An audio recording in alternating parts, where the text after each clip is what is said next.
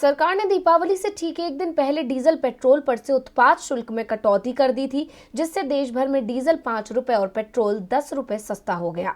बाद में कई राज्यों की सरकारों ने भी केंद्र के कदम का अनुसरण करते हुए अपने अपने राज्यों में डीजल और पेट्रोल से उत्पाद शुल्क कम किया था। इसके बाद कई आर्थिक विशेषज्ञों ने दावा किया था कि इससे केंद्र सरकार को ही इस साल 45,000 करोड़ रुपए के राजस्व का नुकसान हो सकता है, लेकिन मोदी सरकार ने इस नुकसान की भरपाई भी जनता से ही करने का प्लान बना लिया है।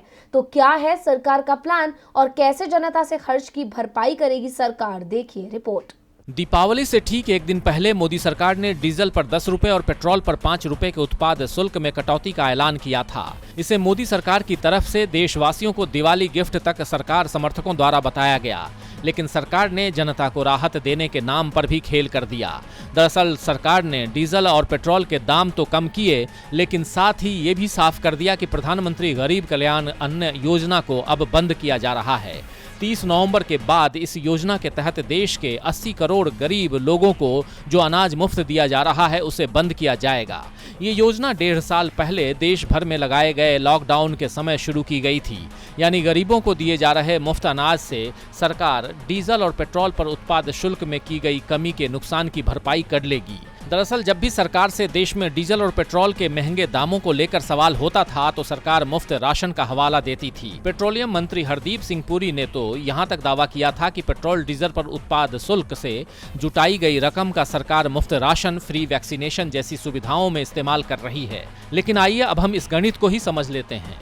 सरकार कैसे डीजल और पेट्रोल पर उत्पाद शुल्क कम करके भी घाटे में नहीं है। बीते अगस्त महीने में ही प्रधानमंत्री नरेंद्र मोदी ने एक कार्यक्रम में प्रधानमंत्री गरीब कल्याण अन्न योजना पर खर्च की जानकारी देते हुए कहा था कि महामारी के दौरान 2 लाख करोड़ रुपए से अधिक के खर्च के साथ 80 करोड़ से अधिक लोगों को मुफ्त राशन उपलब्ध कराया गया है। इस योजना में लोगों को हर महीने 5 किलो गेहूं या चावल और 1 किलो दाल उपलब्ध कराने की बात कही गई थी। मई 2021 से नवंबर 2021 के बीच की अवधि में मुफ्त राशन पर सरकार का खर्च 1,10,000 करोड़ रुपए के आसपास रहेगा। और दूसरी तरफ डीजल और पेट्रोल पर उत्पाद शुल्क में कटौती से सरकार को हर महीने 8,700 करोड़ का नुकसान होगा। यानी इस वित्त वर्ष में करीब 44,000 करोड़ रुपए के राजस्व का सरकार को नुकसान होगा।